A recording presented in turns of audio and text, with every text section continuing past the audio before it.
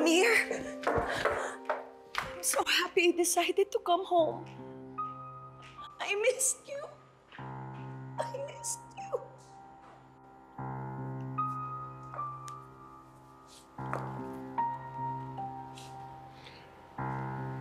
I'm not here para bumalik. Nandito lang ako para kunin ko yung gamit ko. Ramir, please, pag-usapan natin to. We can still fix this. Huwag ka naman magpadalos-dalos. Ano bang ayusin natin, Patricia? Matagal na ako nagtitiis.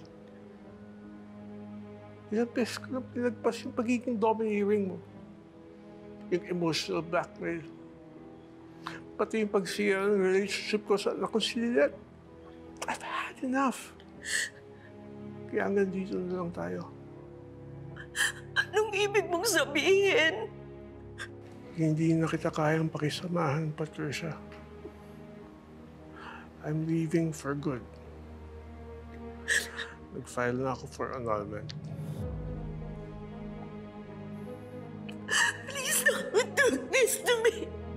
Hindi ko kayang mawala ka. Huwag mo ako iwan, please. Please. Please. Huwag mo ako iwan. Ramir, please. I'm begging you. Huwag mo kaming iwan ni Trixie. Huwag mo akong iwan. Hindi ko kayang mag-isa, please. Please, Ramir. Patricia, please. Buo na ang desisyon ko. Kahit magpakaawa ka pa, hindi na magbabago ang isip ko. So please, just let me go. No, Ramir, please don't do this. Don't do this. Let me go. Please, Patricia, let me go. Trixie, please convince your dad to stay with us. Convince him to stay with us. So that's it, Dad? You're just gonna leave us? Pupuntahan mo na yung anak mo sa labas? Ano bang meron kay Lilette? Bakit mas mahal mo siya kaysa sa amin? Don't blame this on me, Trixie. Alam kong malaki ang pagkukulang ko sa inyo ng mama mo. Pero ginawa ko lahat para maayos ang pamilya natin. Tiniis ko nakiusap kayong layuan ko si Lilette. Natanggap ko na nga mahalin siya from afar. Pero pati yun, gusto niyong ipagdamot sa akin. Ginagawa lang naman namin yun, Ramir, kasi we love you so much. Ayaw ka naming mawala sa amin. How about you? Mahal mo pa ba kami ni Trixie? Of course I love you. But you are making it so difficult para mahalin kayo dahil sa mga ugali ninyo.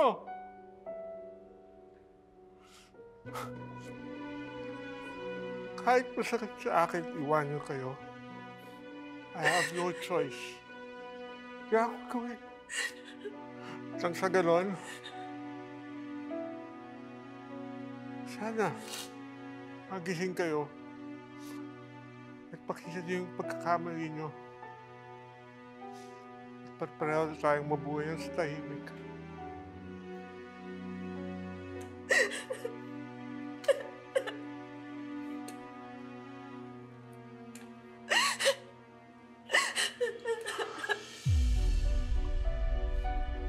I'm sorry, Tash, like this.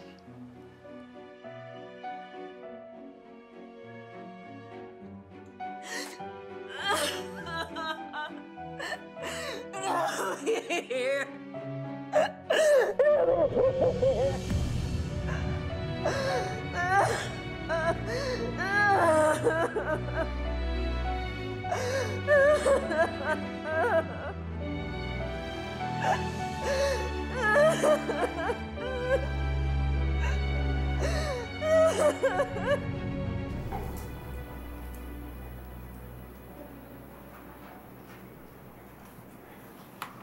Star, bakit?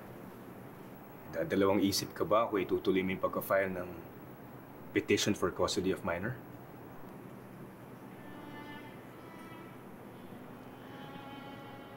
Gusto kong makilala yung anak ko. I want to have a relationship with him. Pero natatakot ako na baka maipit siya sa labanan namin nila Kenneth at Shane sa korte. Lalo na ngayon na alam ng press yung sikreto ko. Sigurado ako magdodraw to ng media attention sa kaso. I'm just worried na baka maging negative yung effects nito sa anak ko.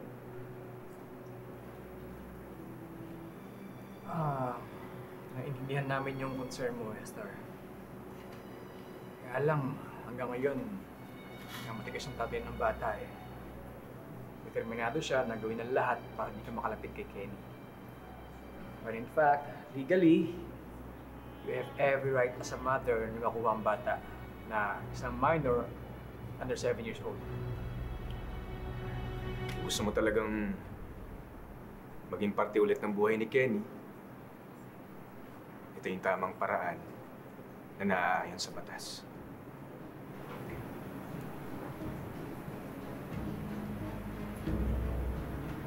Attorney, ikaw sa tingin mo, dapat ba na tuloy ko pa yung pagsampa ng kaso?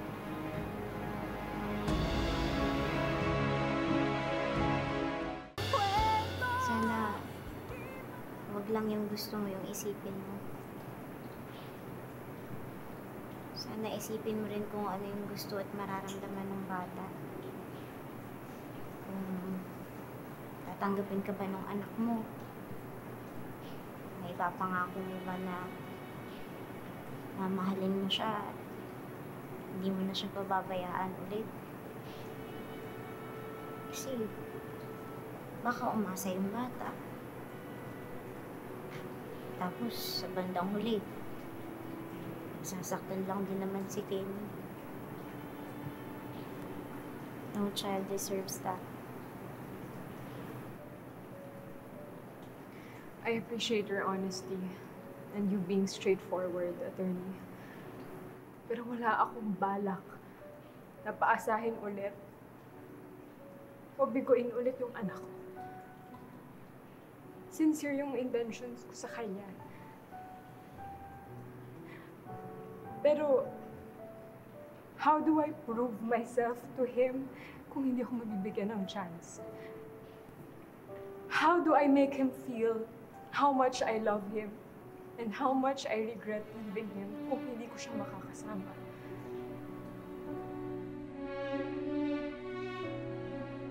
Hey, we have a defense strategy meeting in a bit. But you can't go looking like that. Your bad vibes might be contagious to the other associates. I'm sorry, Tito Spanky. I just can't help it. Nakakainis na kasi si Mati eh. Ever since that she found out na anak niya si Lilet, parang wala nang ibang importante para sa kanya kundi yung mag-mend ng relationship with her. Try to understand, just because she's trying to fix things with Lilette doesn't mean that you're any less important.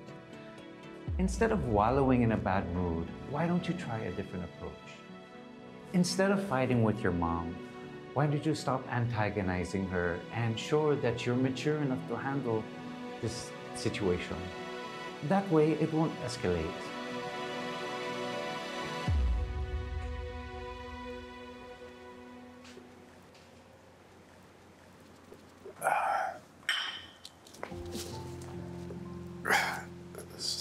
Salamat, Lilet.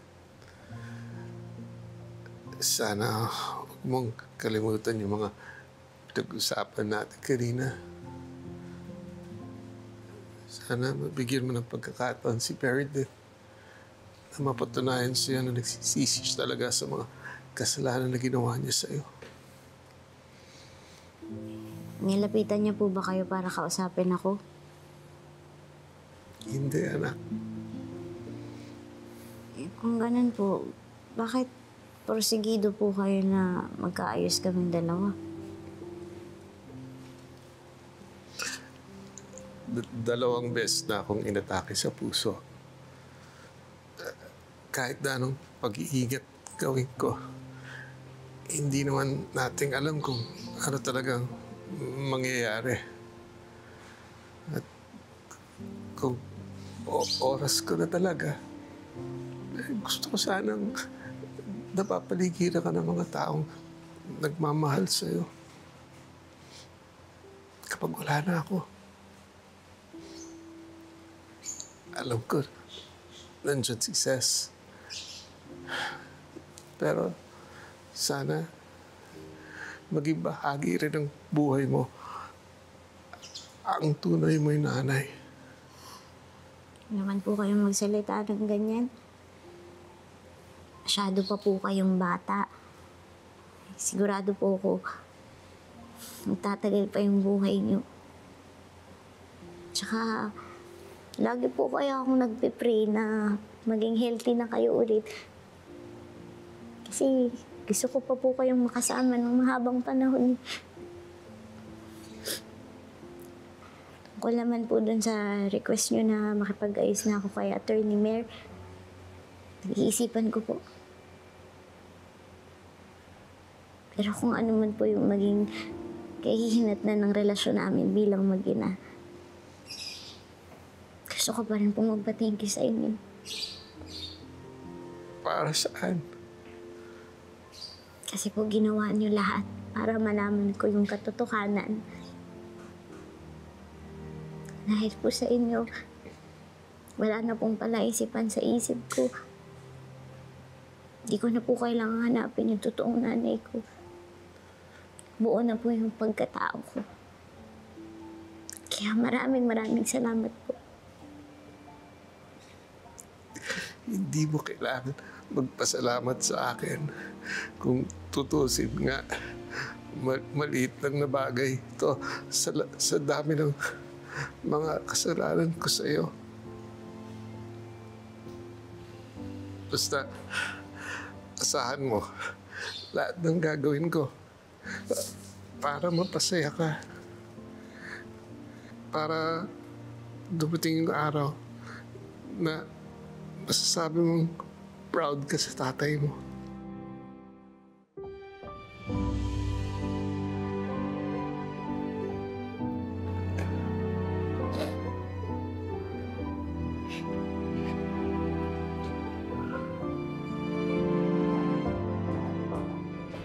So, this is the reason kung bakit mo kami iniwan ng anak mo.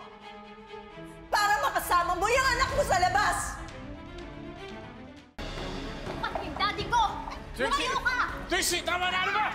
Respetuhin mo ng ate mo! Why should I, Dad? Bakit ko re-respetuhin yung tao na nira ng pamilya natin? Magdahan-dahan ka sa pagbibintang mo. Wala akong kinalaman sa desisyon ni Sir Ramir na iwanan kayo, kaya wag mo akong sisihin. Hoy! Kutong lupa ka! If I know kung ano-ano yung sinusulsul mo kay Ramir, kaya nagagalit sa amin yung asawa ko! Stop calling her names! Ano, yung ugaling yan kung bakit ako umalis ng bahay! Kung hindi mo mabago yung ugaling yan, talagang hindi na ako babalik sa inyo. Ano? Masaya ka na ba? Masaya ka na ba na dahil sa'yo kaya nagkakaganyan ang asawa ko? Tricia! Wala akong karapatan saktan ako! Tumagal, ha? O, ha? Ang mukha mo na ikaw! Tama na! Trixie! Stop it! Trixie! Ano ba? Bakit mo pinapagalitan si Trixie? Eh, yung anak mo sa labas yung nagsimula ng lahat ng ito. She deserves it!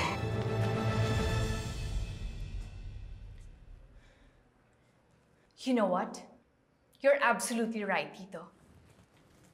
I'm gonna prove to Matty that I'm kinder and more understanding than Lilette. I'm going to make her realize na I'm the better daughter at hindi na niya kailangan ng iba pang anak dahil ako lang sapat na. Era, no. That's not what I meant. I think you misunderstood me. Let's go na, Tito Spanky. Baka malate pa tayo sa defense strategy meeting. Come on.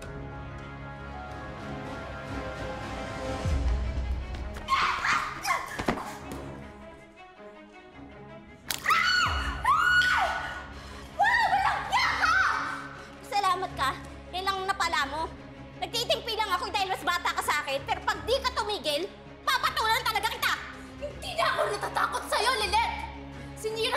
pamilya ko, sinira mo yung buhay ko! So now, I'm gonna ruin your face! Tama na!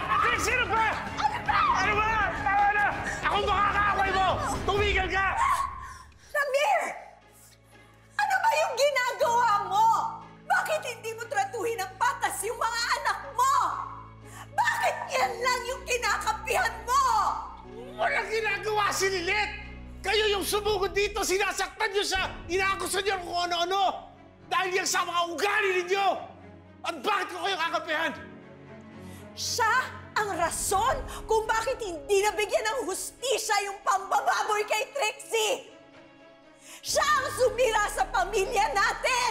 Siya ang anay! Siya ang root cause kung bakit tayong dalawa nag-aaway! Nang dahil sa kanya! Di si Lilet ang may kasalanan dyan! Yang ugali ninyo! Mabuti pa umalis na lang kayo! Umalis na kayo at huwag na kayong bumalik!